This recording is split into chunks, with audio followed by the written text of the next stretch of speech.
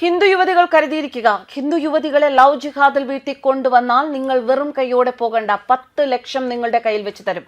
ഇതൊരു വാഗ്ദാനമാണ്.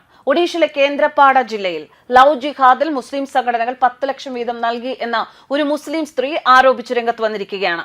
ഇതുവരെ മുസ്ലിം യുവാക്കൾ ഹിന്ദു സ്ത്രീകളെ പ്രണയക്കെണിയിൽ വീഴ്ത്തുന്നതിനെ ലവ് ജിഹാദ് എന്ന് വിളിച്ചിരുന്നു എങ്കിലും ഇതിന്റെ പേരിൽ ലക്ഷങ്ങളും മറിയുന്നു എന്ന ശക്തമായ ആരോപണമാണ് ഇപ്പോൾ പുറത്തു വന്നിരിക്കുന്നത്. ഒഡീഷയിലെ കേന്ദ്രപാത ജില്ലയിലെ ഫരീദ ഖാത്തൂൺ എന്ന സ്ത്രീയാണ് പരാതിക്കാരി.